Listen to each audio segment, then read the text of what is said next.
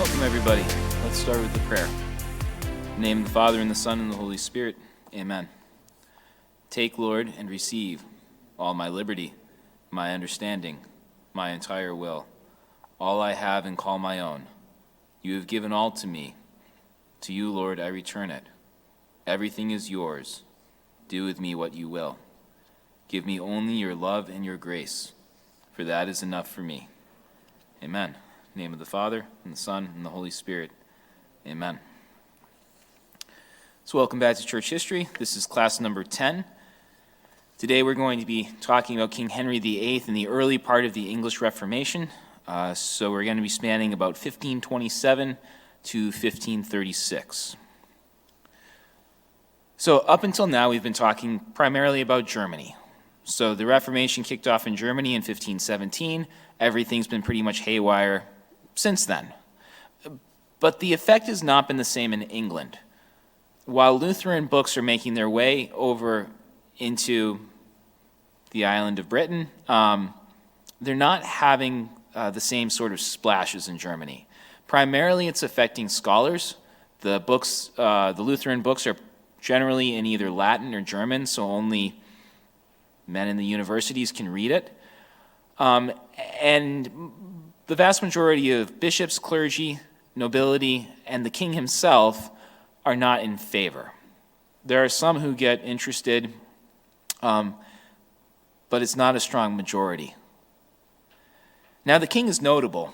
King Henry VIII in 1522 actually publishes a book against Luther called The Defense of the Seven Sacraments. There are a few theories about possible ghostwriters on this. John Fisher was thought to have written some of it. Thomas More is explicitly accused by Henry VIII of writing some of it when More gets himself into trouble later. But nevertheless, it's signed by Henry VIII, and as Henry's later record will show, he really believed it, and still believed, and did to his dying day. Henry VIII had no use for Luther's doctrine about the sacraments, his destruction of all church tradition and history. So the Lutheran heresy really didn't have hold of England the way it did on the continent. Now, beginning 1527, 1528, Henry is going to begin distancing himself from the Pope and from the Catholic Church. But the nature of this particular split is going to be not so much doctrinal as it is political. And it's going to center around King Henry VIII's marriage to Catherine of Aragon and his desire to take Anne Boleyn as his wife and queen. So let's jump into that. So a little background on Catherine of Aragon. She is a Spanish princess of very notable parentage. Her mother is Queen Isabel, sometimes referred to as Isabel the Catholic, and her father is King Ferdinand of Aragon. Most of you will probably have heard of Isabel and Ferdinand from your childhood school days, because they're the ones who in 1492 commissioned Columbus to sail the ocean blue. They're also notable because under them, the Spanish Reconquista was completed. So last fall, we talked about how beginning in the 700s and going on for the next 700 years, there was this fight to try and wrest control of Spain away from Muslim power and restore it back to Christians. Isabel's the one who completed that. Under her reign, the last foothold of Muslim power on the Iberian Peninsula was finally driven out. So, the mother of Catherine of Aragon is a zealous Catholic, the first queen of united Castile and Aragon, so really the first queen of Spain, and a very powerful, notable monarch. So in light of that, King Henry VII of England was looking to form a closer alliance between the Kingdom of England and that of Spain. So it's arranged that Isabel's daughter Catherine would marry Henry VII's oldest son, Arthur. Now, you're probably wondering a moment here, you've never heard of Arthur, and I thought she was going to marry Henry. Hang in there, we'll get there.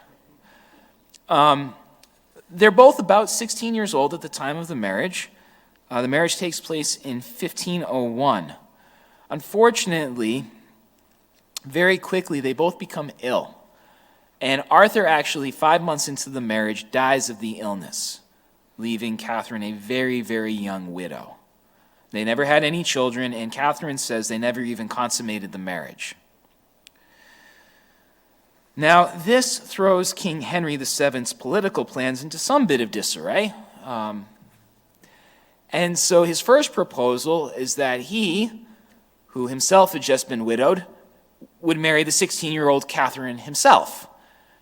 16-year-old Catherine did not like the idea of marrying this old king. So a counter-proposal was made that Catherine would marry Arthur's younger brother Henry, the future Henry VIII, when Henry got old enough. Henry's about 6 years younger than Catherine, so the plan was that they would marry on Henry's 15th birthday. So everything's all set up, and there was a dispensation applied for in order for the marriage to go through. The issue was that generally it is frowned upon for you to marry your, sister-in-law, okay? Because Catherine had been married to Henry's brother Arthur, there is a little line in the book of Leviticus that says, you shall not marry your brother's wife, okay? So there's the potential for some kind of scruple about the validity of that kind of marriage. Now, there is another line in the Bible, in the book of Deuteronomy, where it says that if your brother dies and leaves no children, you actually have a moral obligation to go and marry your brother's widow.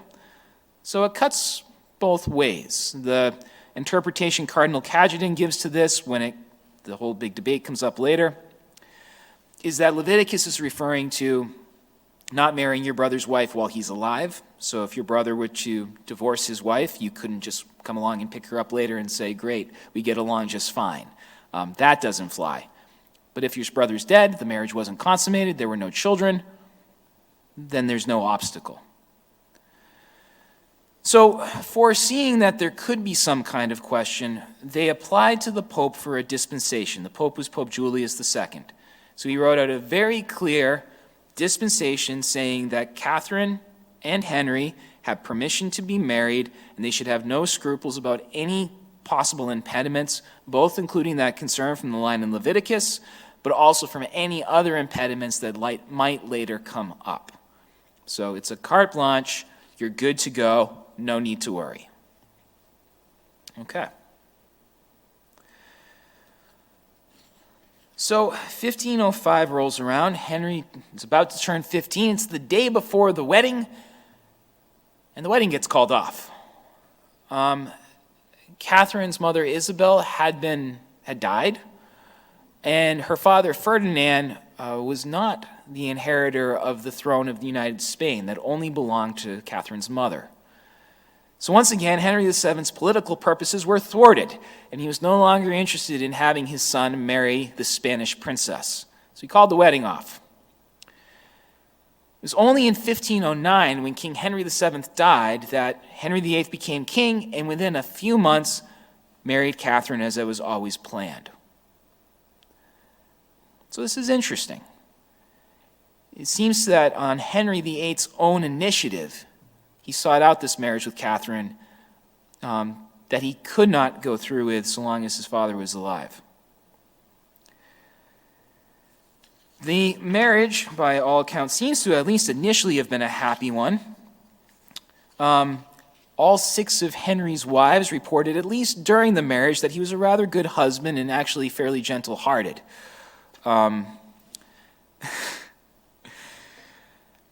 Unfortunately for Catherine, she has a series of miscarriages. There are a couple of miscarriages prior to the birth of Princess Mary. Princess Mary is born in 1516. That same year later, there's another miscarriage, and then 2 years later, in 1518, she has a stillborn child. As you can imagine, this would be very difficult on both Catherine and Henry. Now, what happens next has several different explanations from contemporary sources. Okay, the basic data points here. We know that eventually Henry is going to be running around with Anne Boleyn. We know that Henry is going to want to annul his marriage to Catherine, and he's going to cite the book of Leviticus to do it. We don't know exactly which came first. So, one theory here, and this is, I believe, put forward by Richard Hall, who writes The Life of John Fisher. One theory is that the concern about the validity of the marriage came first. That Henry saw how many stillborn children, how many miscarriages his wife was having. And Cardinal Wolsey whispered in his ear, well, maybe the reason you're having all these miscarriages is because your marriage is an abomination to God, that it was never valid, that this is wrong and immoral. And maybe you should consider an annulment and get rid of Catherine of Aragon. Now, the conspiracy theory on this was that Cardinal Wolsey was at loggerheads with Catherine's nephew, Emperor Charles V. The rumor was that Cardinal Wolsey wished to be pope, and Charles V had stood in the way of that. Charles, his own spiritual director, became pope instead. And Wolsey wanted to get back at Catherine and at Charles for this slight. So that was one thing that was going on in the rumor mill. Oh, Wolsey's the one who introduced this kind of scruple about the marriage to Henry, and that's how things began to unravel. Okay, so take that possibility for what you will. Another possibility is that Henry lost interest in Catherine and was simply unfaithful to her in trying to legitimize an adulterous affair. Now, there's a history here that gives some clout to that as well. The first known mistress of Henry's, he took up in 1519. This woman's name was Bessie Blount. She bore him a child. He became, I think, the Duke of Northumberland eventually, or he was a duke anyway. Henry didn't stick with Bessie very long. By 1521, he took up Mary Boleyn as a mistress. That name should sound familiar because that is the sister of Anne. Mary didn't last very long either. He dropped her. And by 1525, he had thoroughly distanced himself from Catherine. All intimate relations between the two of them had ceased. And then it's in 1526 that Henry takes an interest in Anne Boleyn. Now, Anne seems to have learned from her sister's mistakes and doesn't want to wind up being a just trophy of the royal bedroom the way her sister had been. And so she has this way of playing just out of Henry's reach, and it tantalizes him. It seems that Anne, as a sort of in exchange for Henry's affections, or the other way around, was demanding that she be made queen. That was the condition on which that she would be with him. If Henry would not do this, then she was going to go her own way. It's interesting, the diplomats at the time write that Henry was absolutely obsessed with Anne, that it was all he thought about, all he noticed. In this period of time, Henry's really not using his normal rational faculties. So at any rate, May 8th, 1527, Henry calls Cardinal Wolsey into him and informs him that he wishes to pursue an annulment with his wife, Catherine of Aragon. Okay. Now, before we proceed further, we need to review a little bit of Christ's teaching on divorce. What an annulment is, what an annulment isn't. So remember, Christ says, if a man should divorce his wife and marry another, he commits adultery with her. A valid marriage bond may not be broken. If you try to walk away from it, then there is no walking away. God will hold you responsible as a married man to that first person you married until death do you part. So, an annulment's not a divorce. An annulment is not saying this marriage happened and then for different reasons we decided to end it, because Christ says that's impossible. What an annulment says is that a necessary condition to make a valid marriage was lacking in the beginning. So, for instance, let's say that you got married, you went through the wedding, you said the vows, and then a few months into the marriage, you discover that the person you married already had a spouse who is still alive and well. Well, even though you went through the vows and you did the wedding thing and everyone saw it, there was never any real marriage because that person that you tried to marry wasn't free to marry. In a situation like that, you would bring your case to the church. The church would examine the evidence and say, okay, in light of the evidence, no, it seems that you never did have this marriage that you thought you had. Never existed, and you are now free to go and marry somebody else, because this was never a real marriage. It's situations like that that declarations of nullity are meant for. Something was wrong from the very beginning such that no true marriage existed. It's not for, I got interested in somebody else and tired of the old wife, and now I want a new one. Okay. The other thing to know about declarations of nullity, the church can only declare what she sees in the evidence. The church has no authority to dissolve a valid marriage bond. God save you if you are the priest on the marriage tribunal who declares a bond non-existent that was, because you've just told someone they have permission to commit what's actually adultery. If the evidence points to saying that the bond was there from the beginning, then the church has to acknowledge that, because that's reality. Only if the evidence is there to say there was something fundamentally wrong with the vows at the beginning can the church then say, yes, there was no marriage. So, with that all in mind, let's see how the pursuit of the annulment went for Cardinal Wolsey and company. So, Cardinal Wolsey takes his case to Rome. The Pope at this time is Pope Clement VII. The case he's making is that the marriage between Henry and Catherine was invalid on the grounds of that line in Leviticus, you shall not marry your brother's wife.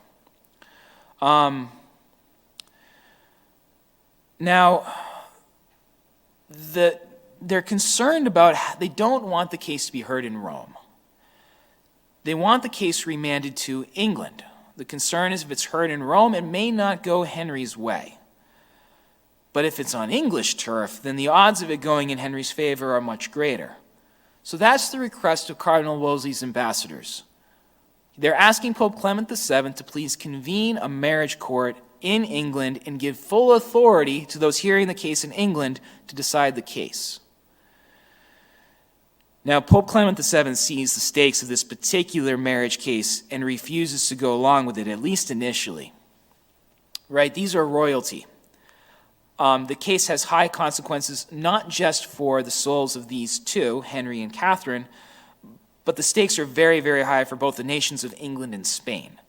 So no, he's going to reserve the final decision for himself. If they want to collect evidence in England, that makes perfect sense. But the evidence should be sent to him, and he will make the decision. This doesn't go over well with Cardinal Wolsey, and he sends the ambassadors back to effectively badger the Pope. Now, the Pope is very badgerable at this point. Rome had recently been sacked, and the Pope was a refugee in Orvieto. He's not in a place right now where he feels like he has many friends or allies. He's feeling pretty alone and pretty vulnerable, and the ambassadors play on that. They tell him of the dire consequences for the papacy if he should make an enemy of King Henry VIII. So if you would please just give in to our demands, we'd be very grateful. On Palm Sunday of 1528, they actually push Pope Clement so far that he breaks down in tears in front of them, and he starts crying, I can't do it, I can't do it. The cardinals won't let me. So you see the diplomatic dynamics at play here. Bit by bit, they chip away at him. By Easter Monday, he's granted the marriage court that they asked for. They can convene it in England.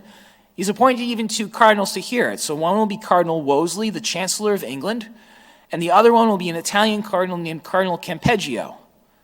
The ambassadors walk away thinking that they've gotten what they wanted, until they get back to England and they see the fine print and notice that Pope Clement VII has reserved final judgment to himself anyhow. He's reserved veto power. So the ambassadors go back. This time with the plea that Cardinal Wolsey's head is on the line. Anne Boleyn is getting frustrated and annoyed, and she pretty much runs things at this point. And so Cardinal Wolsey does say, if the Pope doesn't grant what I ask, it will be the end of me. That turns out to be the case, by the way. At first, Pope Clement VII grants a minor concession. So he says that if one of the two cardinals hearing the case is unwilling or unable to render a decision, the other cardinal can do so unilaterally. This gives Cardinal Wolsey some kind of hope that Cardinal Campeggio, who is old, will eventually just get worn out by the business, go on his merry way to Rome, and leave it totally in Wolsey's court. But again, that's not even enough. The final way this lands is Pope Clement VII, as a favor to Cardinal Wolsey, grants the full commission, the full marriage court in England with full authority to decide that Wolsey had originally asked for. The only qualification is no one is to know that he did it. The commission, the document, establishing this marriage court and giving Campeggio and Wolsey full authority to decide the case may only be shown by Campeggio to Cardinal Wolsey and King Henry VIII, and after that he is to destroy it. This way, if things go south, the Pope can deny knowing anything about it and can then pick up the pieces. Not the most honest or straightforward approach, but that's the way it all landed. So now let's talk about how the marriage trial actually went. It was a bit of a circus.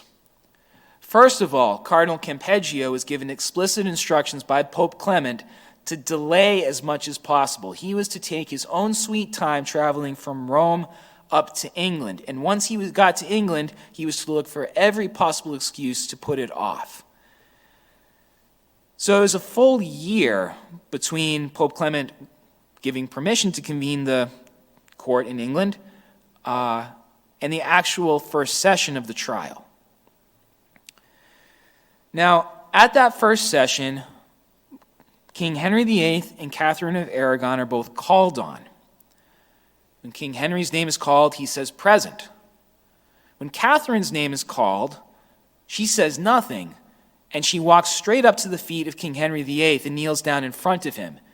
And in front of all the bishops of England, she pleads to him, not so much as a queen to her king, but as a wife to her husband. She says, "I beseech you for all the love that hath been between us, let me have justice and right. Take for me some pity and compassion, for I am a poor woman and a stranger, born out of your dominion.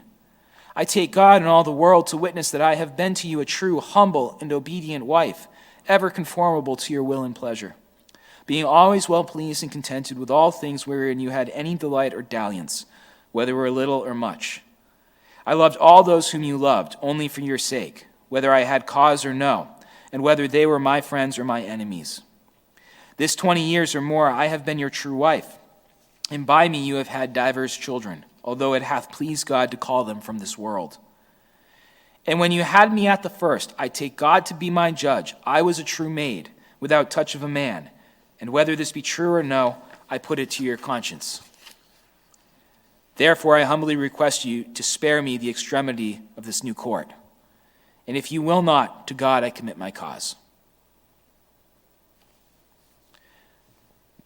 After this, Catherine leaves the court. She never is seen in the court again. She says that she is not going to get a fair hearing at this trial, that in England no one will dare contradict the king on his own turf, And she begins appealing to Rome to have the case to remand it to Rome where she can get a fair hearing on this. It's one of the, odder things of history, and I suppose the human heart is kind of mysterious, but Catherine very clearly loved Henry VIII deeply and was grieved that he would leave her. And to her very dying breath, she held on to that. Now, with Catherine no longer present at the trial, the defense of Catherine falls almost entirely to Bishop John Fisher of Rochester. Bishop Fisher believes very firmly that the marriage of Catherine and Henry was on solid grounds. First of all, Catherine swears up and down that she had never consummated with their marriage with Arthur. And of course, they never had children. So by the standards of Deuteronomy, there should be no problem. But even if she had consummated her marriage with Arthur, the dispensation from Pope Julius II is clear. He clearly dispensed for that kind of impediment. So the marriage was valid. Nothing has changed since then. There's no new evidence. And this is clearly for ulterior motives. Now, it's notable, Bishop Fisher, while a lot of the bishops are thinking this, and the common people of England are very much thinking this, most of the bishops tend to maneuver in such a way that they try to save their own skin. So while they might have qualms of conscience, they tend not to express them. It's really just Bishop Fisher who says this clearly. Now, June 25th, 1529, 4 days into the trial, Henry asked for a kind of straw poll from the bishops of England. And the Archbishop of Canterbury, Bishop Warham, presents this signed document expressing support for the annulment. And behold, it is signed by all the bishops of England. So Bishop Warham presents it to Henry and says, "Here, sire, all the signatures are there. We are all of your mind, all the bishops of England." And hearing this, Bishop Fisher objects. "No, sir, not I," quoth the Bishop of Rochester. "Have not my consent thereto." "No, hath he," quoth the king. "Look here upon this. Is this not your hand and self?" In other words, is this not your signature? And showed him the instrument with seals. "No, forsooth, sire," quoth the Bishop of Rochester. "It is not my hand nor seal." To that quoth the king to my lord of Canterbury, "Sir, how say ye, is this not his hand and seal?" "Yes, sire," quoth he. "That is not so," quoth the Bishop of Rochester, "for indeed you were in hand with me to have my hand and seal, as other of my lords had already done. But then I said to you that I would never consent to no such act, for it were against my conscience. Not my hand and seal should never be seen at any such instrument. God willing, with much more matter touching the same communication between us." "You say truth," quoth the Bishop of Canterbury. "Such words ye said unto me, but at the last ye were fully persuaded that I should for you subscribe your name and put to a seal myself, and ye would allow the same." "All which words and matter," quoth the Bishop of Rochester, "under your correction, my lord, and supportation of this noble audience, there is nothing more true." Now, according to Fisher's biographer, he was about to go and say more, but the king interrupted him and said, "Well, well, it shall make no matter. We will not stand with you in argument herein, for you are but one man." So you see how this is going. This is not the most honest of trials. The Archbishop of Canterbury was willing to forge Bishop Fisher's signature, and Bishop Fisher was the only one willing and bold enough to say otherwise. Now, there was another bishop who took issue with Henry's position, and that was the Bishop of London, Bishop Tunstall. He wrote a book on it. Henry did not want to see the book read in the trial, and so he sent Bishop Tunstall on an errand to Scotland, which unfortunately he could not return from in time for the trial. And then you add on to that just the nature of the sort of proceedings of the trial. They're having a full-blown debate about the virginity of Catherine of Aragon on the day of her wedding to King Henry VIII. And Catherine, who was the only one living who was present there, is not present to defend herself. And for goodness sake, this is not a dignified way to treat anybody in public, let alone the Queen of England and the wife of the king. The whole thing had turned into a circus. Now, Henry knows that the Pope had given Cardinal Campeggio and Cardinal Wolsey full authority to decide this case. But Henry's the only one besides Wolsey and Campeggio who knows this. Cardinal Campeggio, meanwhile, has decided that this is indeed a circus, and he will not continue with it, and will render no decision. He says that he will not render a decision until he has spoken with the Pope.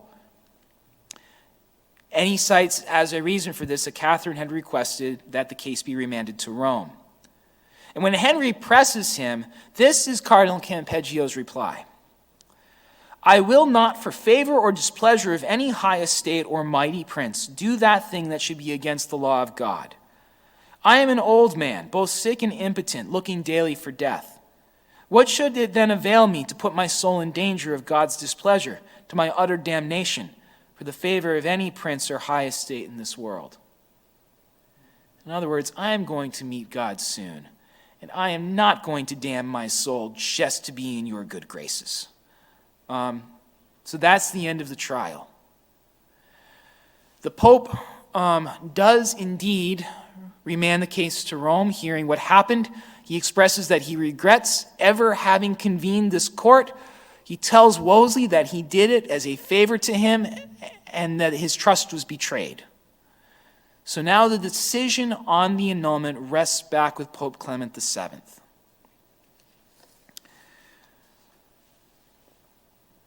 Okay, now, the decision's out of Henry's hands and is out of his influence now. And Henry does not like this.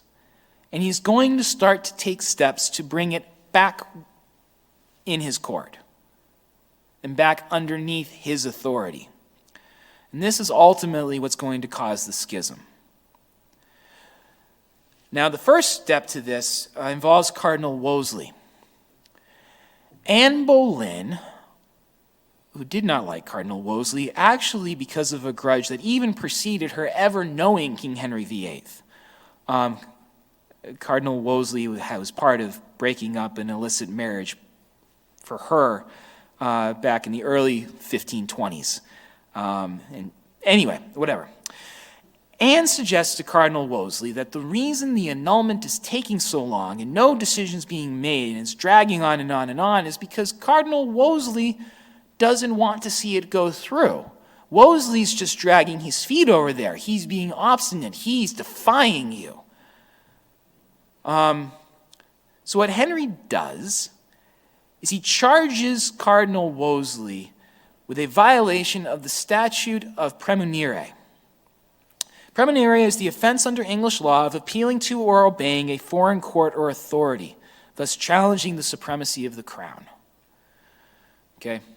Now, so far, that sounds pretty commonsensical. If you're an English subject, then you should be obeying the English crown. What the French courts or the French king says, what the imperial court says, shouldn't be affecting you. Their laws are for their territories. English law reigns over English territory. Fine.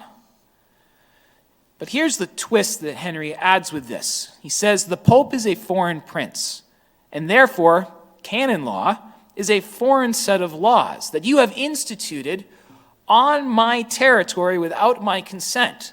Therefore, you are a traitor. This is treason. Okay? And on those grounds, has Wolsey arrested. Wolsey lives in prison for about 3 months.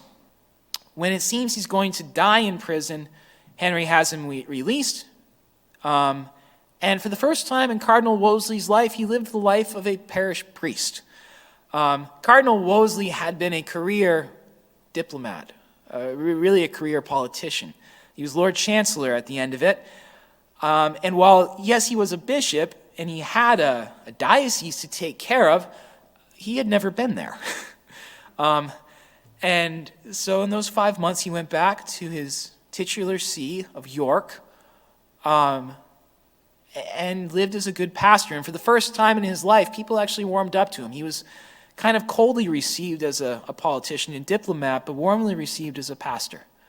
It's said that he washed the feet of 59 people on Holy Thursday for every day in his life, or every year of his life. Anyway, October of that year, after about 5 months of parish life,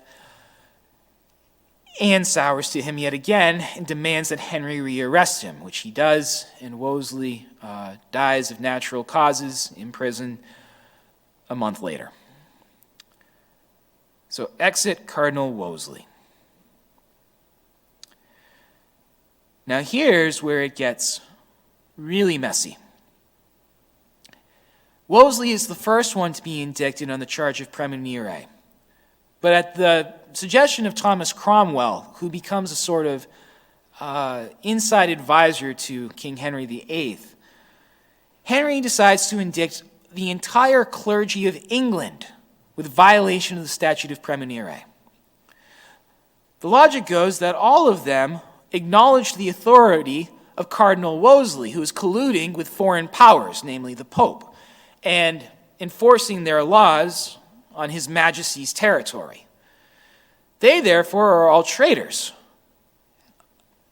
Now, to add to that, he informs them that he spent £100,000 on his marriage case, all because of, the enforcement of these foreign laws. It's their fault that he went through with this to begin with. Therefore, the clergy of England must pay him back his £100,000.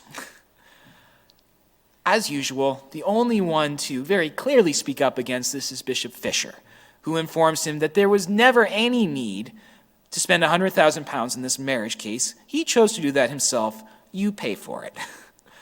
But the rest of the clergy panic, because, of course, the charge of treason is a very serious charge indeed.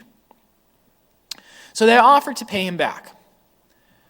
But he adds this qualification. He would accept their £100,000 and pardon them only if they acknowledged him as the supreme head of the Church of England with responsibility for care for souls. Now, let's pause there a moment. All of you are Catholics, so you know this is a problem, but we should review why it's a problem. When Christ was here on earth, he founded a church, and he established authority within that church. But he did not entrust it to Herod. He did not entrust it to Pilate. He did not entrust it to Caesar.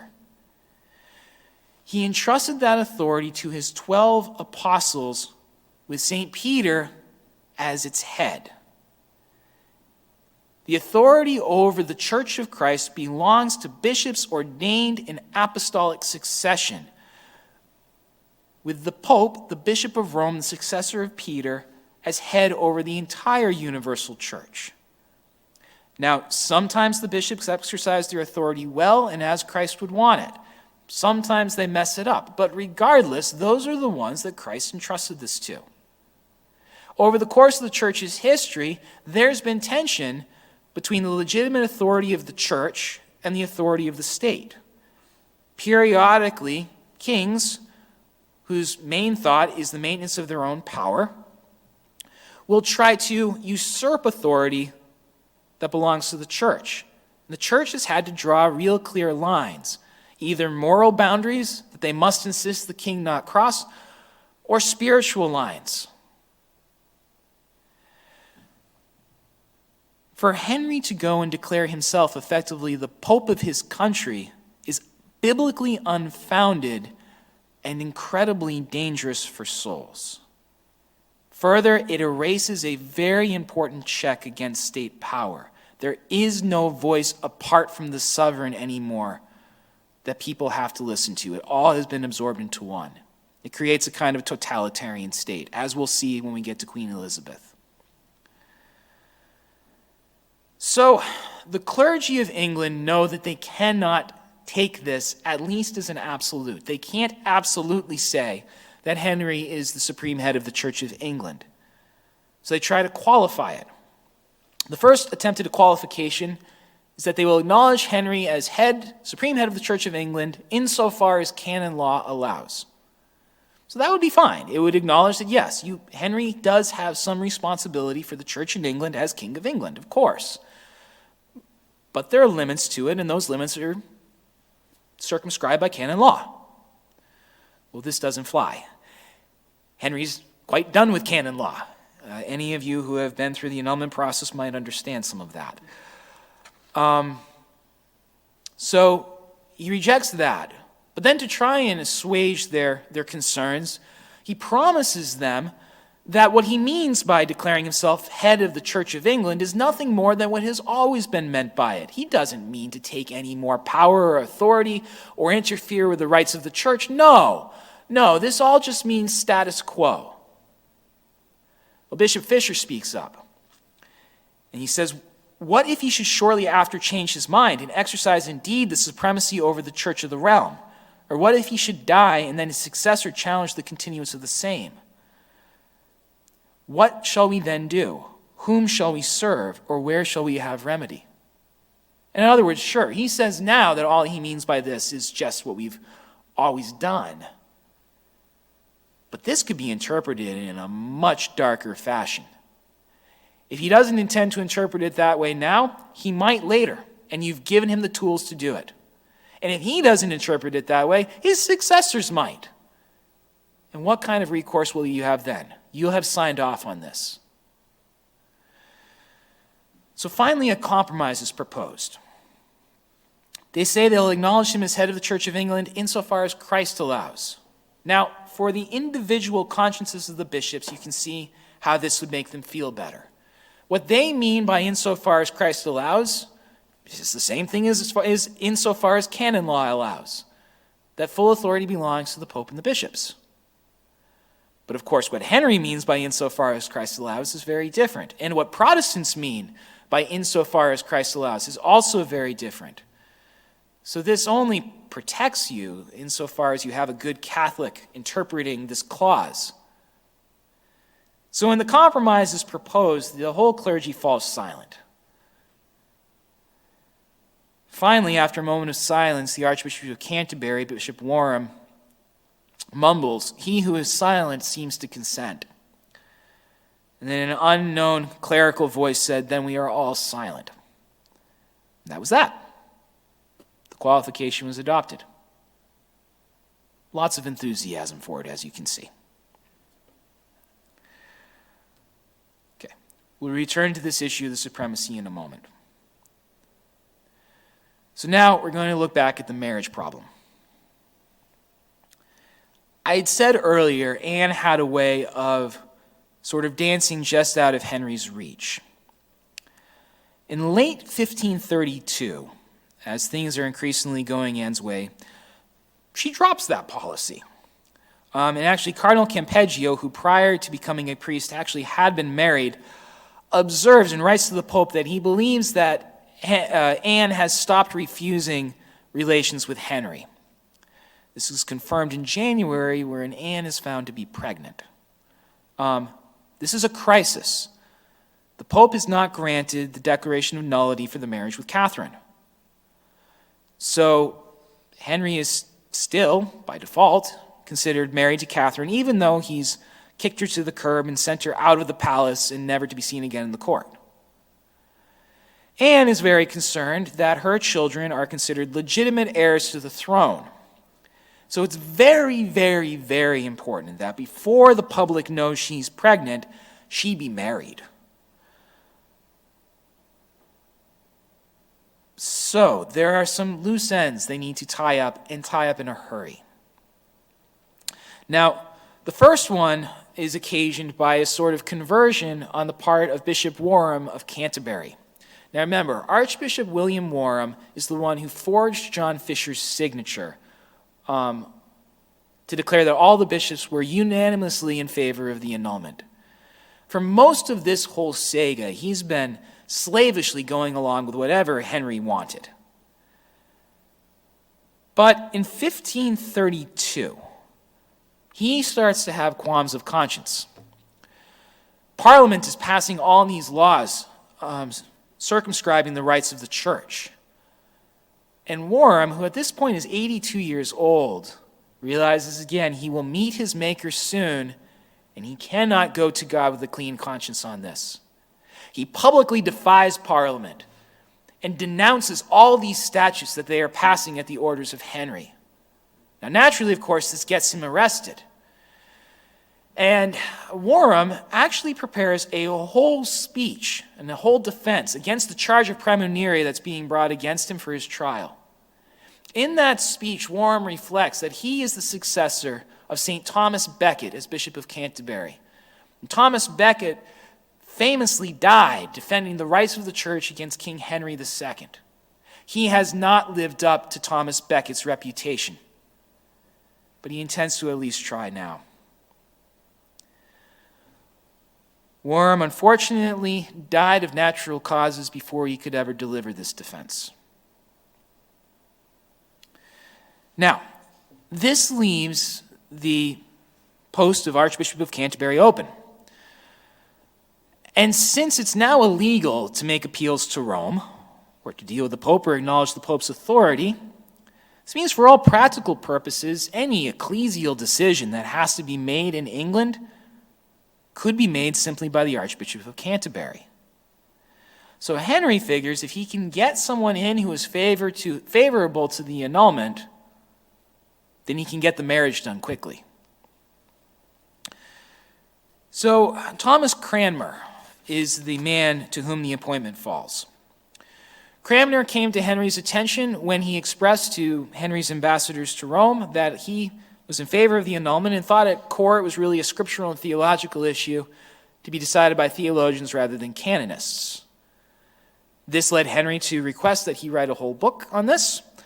And at Henry's suggestion, Cranmer stayed in the house of Anne Boleyn's father in order to write said book. So he becomes very close to the Boleyns.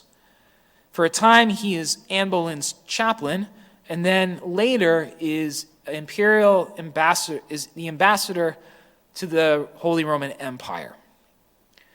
While in the Holy Roman Empire, he meets many Lutherans, becomes more favorable to their thinking than he even was before, and in fact marries one. Remember, he is a priest, so this is scandalous. Okay, so at Anne's suggestion, Cranmer's made Archbishop of Canterbury. Now, when he's ordained a bishop, a few interesting notes. First of all, the Pope actually approves the appointment. The Pope had never heard of Archbishop Cranmer, Cardinal Campeggio had never heard of him, and so he actually gets a favorable review. They figure he's better than some of these bishops or men that they had heard of. So he's the last Archbishop of Canterbury to be ordained with papal approval. Now, 2, when he's ordained, there's a customary oath taken to the Pope, to be faithful to the Pope. Well, that's illegal at this point. But of course, we have to continue with the usual ordination rites. So Henry's solution is that Cranmer will take the usual oath and the usual rite, and then swear a contrary one later. So that's how that one is solved. Once he's archbishop, he goes right to work. Now, he convenes a marriage tribunal of his own at Dunstable, so kind of out of the public eye. Within a week, discovers, Henry and Catherine were never married, it's declared null. Henry's free to marry, which is fortunate, because Henry was already married. He did not wait for the declaration of nullity, because Anne was becoming more and more pregnant. So Henry actually had a bigamous marriage, and got married to Anne earlier that winter. So Cranmer announces the marriage, declares it valid, and then proceeds to crown Anne as queen. Now, popular reception of Anne isn't great. Wives in particular are horrified to see their king kicking his wife of 20 years to the curb and so mistreating her. And again, to popular appearances, Anne looks very much like a mistress who usurped the queen's throne. I think that would be fair. Consequently, there are scenes when Anne is crowned. A priest includes Anne in the prayers for the king and queen during Mass at St. Paul's Cross. And hearing this, one of the women in the congregation stands up and cries that if this whole affair is to stand, it will be the end of the laws of matrimony. She's promptly arrested. Anne periodically runs into riot mobs, throwing things at her and jeering at her. Now, meanwhile, the English people are very defensive of Catherine. Henry at one point intends to have Catherine removed for her current exile home off in the middle of nowhere, England, and brought to another location. The soldiers sent to go and take her are unable to because the local townspeople had literally taken up torches and pitchforks and dared them to try. So on a popular level, there's a lot of support for Catherine and not a lot for Anne. Henry disowns Princess Mary. She's banished from the court. She's also forbidden to see her mother.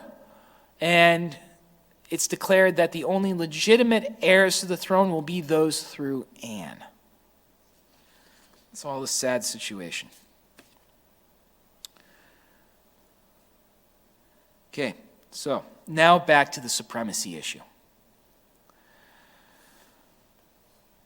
What's going to cause much of the drama and the martyrdom is an oath. Henry demands the Parliament pass this series of legislation, the basic gist of which is that he is to be acknowledged as the supreme head of the Church of England, that no one is allowed to make any appeals to Rome, pay any tribute to Rome, or acknowledge the Pope in any way, shape, or form. His marriage to Anne is to be considered valid, and her children are to be considered legitimate. And he demands that all clergy swear an oath to that effect. Now, at first, the specific text of the oath isn't specified. So when John Fisher and Thomas More both refused to swear, part of their defense is, well, the oath that you just administered to me isn't legally specified by this act. Therefore, I'm not required to swear to that specific text. They say they would be happy to swear to an alternative text. They're happy to acknowledge Elizabeth, who is the daughter of Anne, as legitimate heir to the English throne. But that specific text they can't do in good conscience. Well, Henry calls their bluff, Parliament calls their bluff, and within a year, they have drawn up a very specific text of an oath. And part of that is an explicit repudiation of the authority of the Pope.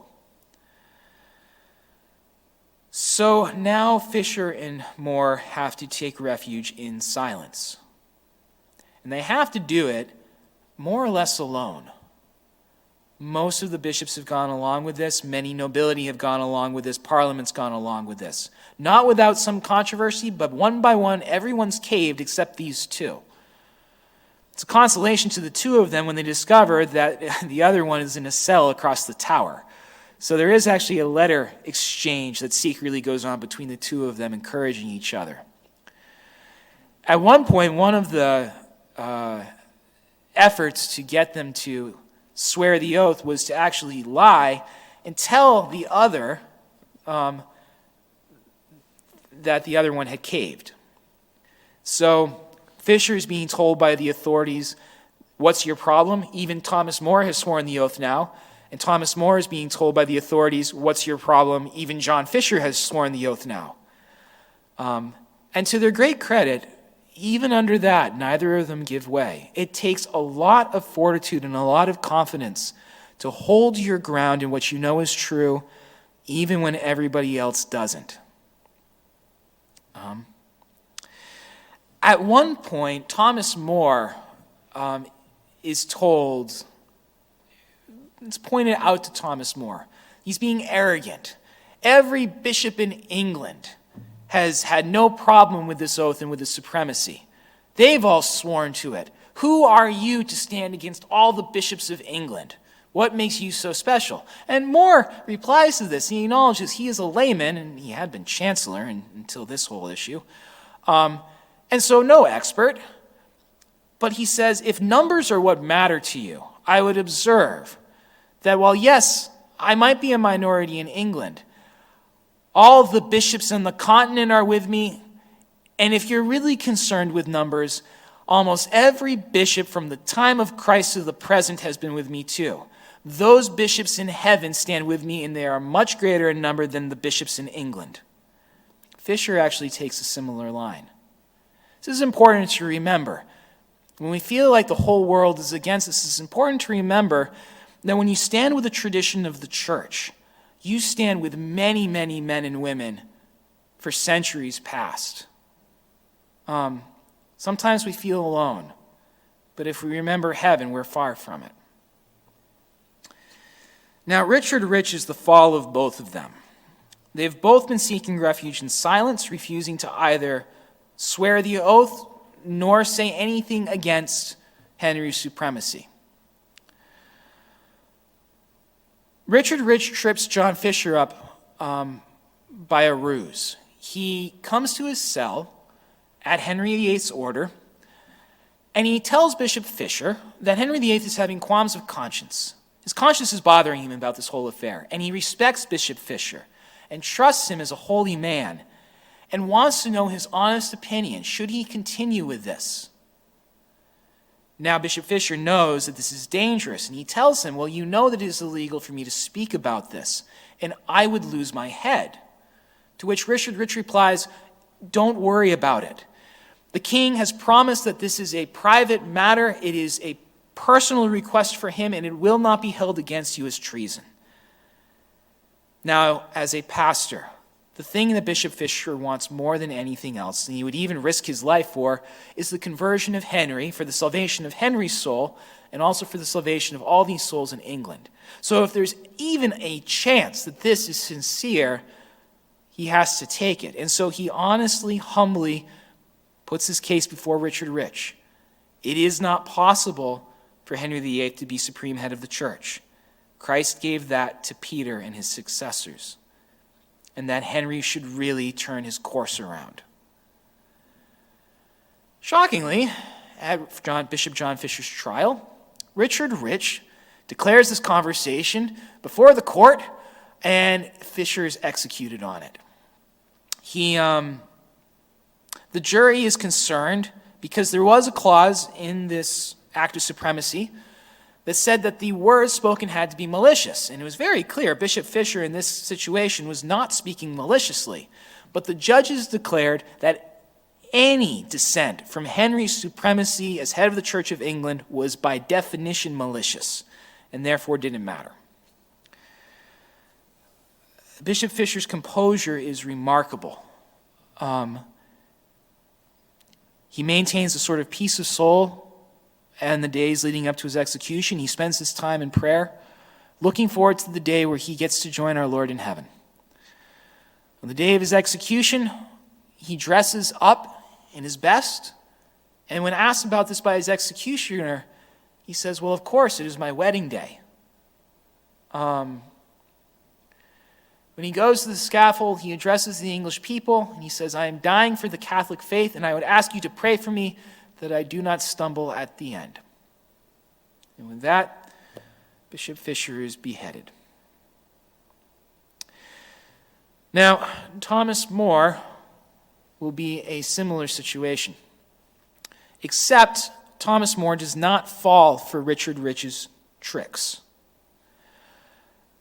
Richard Rich tries to do the same thing. He tries to get More to, in confidence, betray his thoughts about the act of supremacy, but More refuses to do so. More is a lawyer. But nevertheless, when More is brought to trial, Richard Rich denounces him in the same way he did Bishop Fisher. And Thomas More's reply to this is absolutely delightful.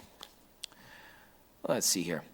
He says to Richard Rich, you are esteemed very light of your tongue, a common liar, a great dicer, and of no commendable fame. Was it likely that I would have spoken words to a visitor, not even a friendly one, that I had refused to speak when time and again the direct question was put to me by the counselors? In other words, none of you can honestly believe this. He's held such a very careful course this entire time with family, with friends, in public, and to think that he would mess that all up for Richard Rich, it was not believable. But when he saw that the court was determined to condemn him regardless, for the first time, he speaks his mind plainly. And he very plainly states that it is not possible for the King of England to usurp what belongs properly to the successors of St. Peter. That Christ had found it this way, and it could be no other, and no Christian could be held in violation of the law on any such charge. So, a few days later, July 6, 1535, Thomas More, the well-respected Chancellor of England, is also beheaded. When he goes to the scaffold, again, he maintains a remarkable composure.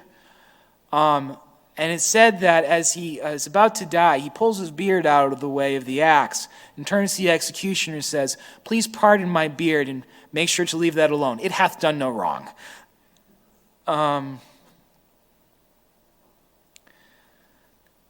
Now, we go to one last group that died under the issue of the oath, and these are the Carthusian martyrs of England. The Carthusians are an extremely austere order. They're hermits, basically, although they do live in a kind of community. But they only meet communally once a week. They take very strict vows of silence. Their entire lives are dedicated to prayer. They also do not change their rule. So even today, if you were to visit a Carthusian charter house, which they won't allow you to do, but if you were to, you would still find wood stoves in each of their cells and the Carthusians chopping their own wood, because that was how St. Bruno wrote the rule back in the High Middle Ages. Okay, so extremely strict. When they are faced with the oath, they all refuse it, the entire Charter House of London, and consequently are all executed in their habits. Now, Thomas More was in the Tower when this happened, and he actually commented to his daughter, "Do you see how the Carthusians go to the scaffold with so much joy? This is because they died to the world many years ago when they entered their order." In other words, these are the effects of not living a worldly life. They gave up things of the world a long time ago. They've only been living for heaven, and this is why this doesn't faze them.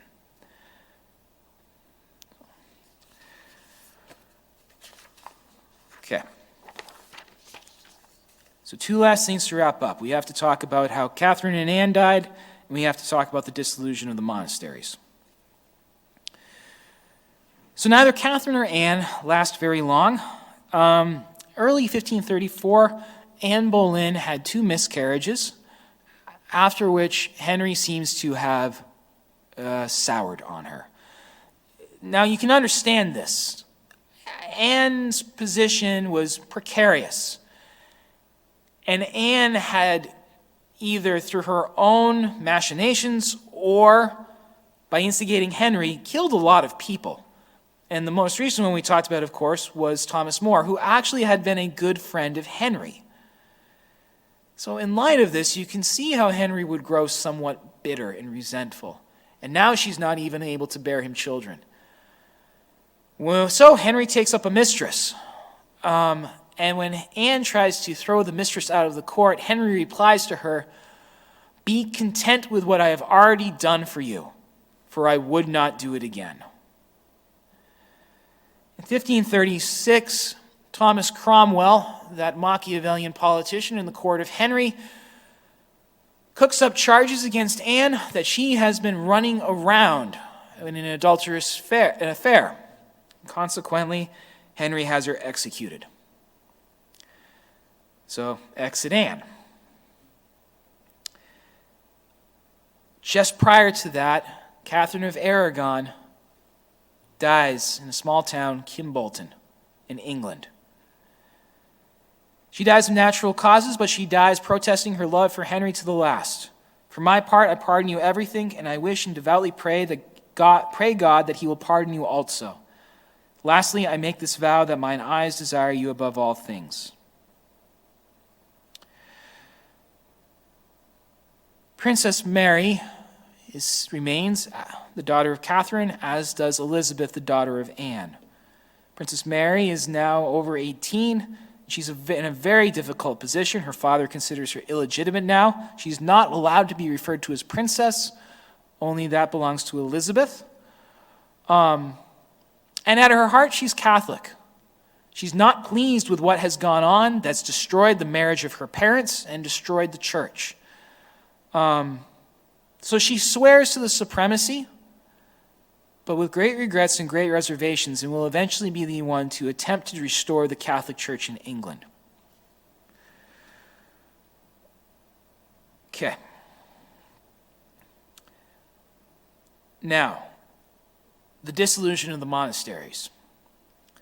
In many ways, it's this act that cements Protestantism in England. Henry had a cash flow problem. This existed for a while. One proposal for how to solve it was to dissolve what were known as the lesser monasteries of England. So you have some big, great monasteries with dozens and dozens of monks in them or nuns in them, and then there were some where you had maybe 12. So the idea was, well, we'll dissolve the little ones, and we'll take those properties for the crown, and whatever wealth they happen to have, and of course the lands, we'll divvy those out. When this was first proposed, Bishop Fisher, God bless him, opposed it, and Parliament dropped it. But Bishop Fisher is dead now. And so Thomas Cromwell begins pursuing this policy. He has visitations of 376 monasteries, and surprisingly, at each of these monasteries, he discovers there's terrible moral corruption and degradation at every one of them.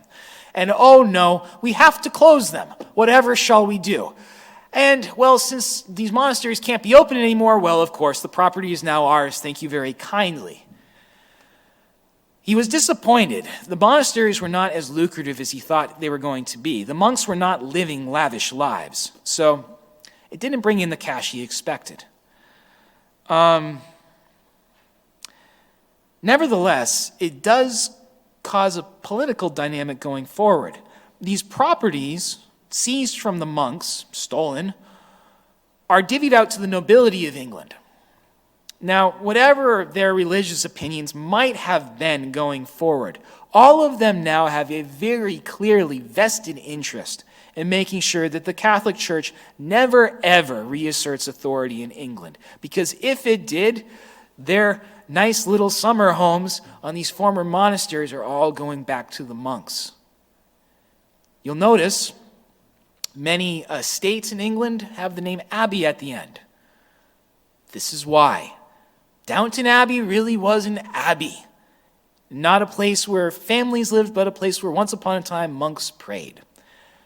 This is a massive case of theft. Okay. It didn't happen without opposition from the people. 30,000 Englishmen organized themselves and rebelled against Henry when they saw the monasteries being seized. This is known as the Pilgrimage of Grace.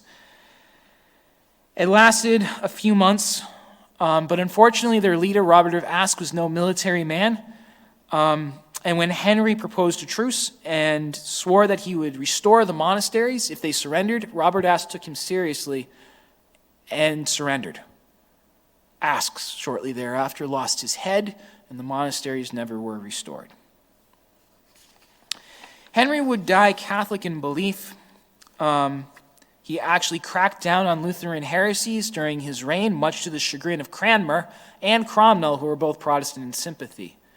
But his son, Edward VI, would be controlled by Protestant nobility and would make real Protestantism along the lines of Lutheranism the sort of law of the land. After Edward dies, Mary would take the throne and try to restore the Catholic faith to England, but she dies too young. And when Elizabeth becomes queen in her stead, Elizabeth's legitimacy as queen depends upon the legitimacy of the marriage between Henry and her mother Anne. And so therefore, even if she wanted to, she may only reign if the Protestant claim is put forward. So thus Protestantism takes hold of England. Next week we'll talk about the Council of Trent. Does anyone have any comments or questions on anything we talked about today?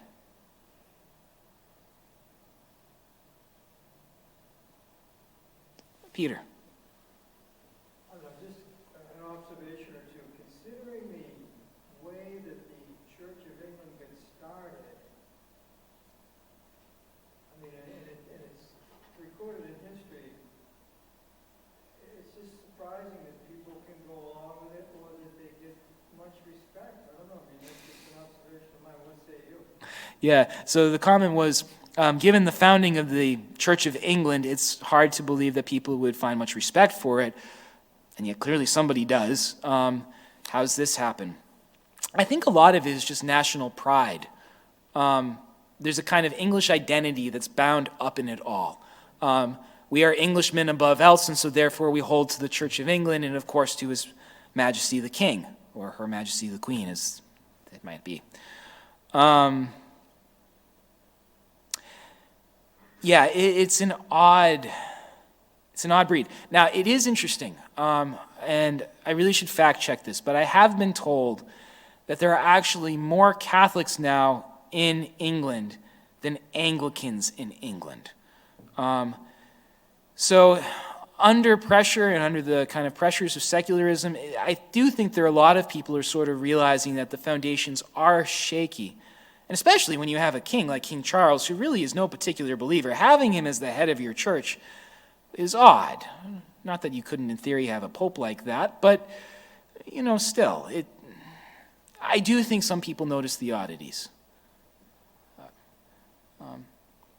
Other comments or questions? Christian? Good question. When was Catholicism allowed back in England? 1800s. So we were permitted, so I think right around the time of the Oxford movement, right when the whole world's starting to get on board this whole religious freedom idea, the liberals in England insisted that that should include Catholicism. So we were permitted to reestablish the Catholic Church in England, but they explicitly wanted to avoid the sort of struggles in Ireland. Now, in Ireland, you have the situation where you have a Protestant Bishop of Dublin, for instance, and a Catholic Bishop of Dublin. And the two of them go back and forth about who's the real bishop. So to dodge that completely, we established our primatial see not in Canterbury, but we established it, I want to say in Winchester. I don't remember the name. Not Canterbury, anyway. So, yeah, it's been about 150 years, I think. Yeah. Is that right? It is. Okay. Other comments or questions? Now, last brief note. Anglicanism is effectively kind of what Henry starts. Really, it's Queen Elizabeth who the sort of Anglican middle ground is created under.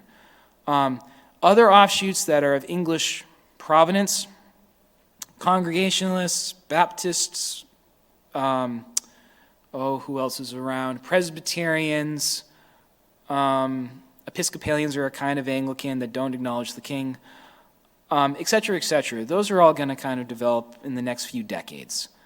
They're more Protestant versions of the English schism. So, all right, well, see you all next week.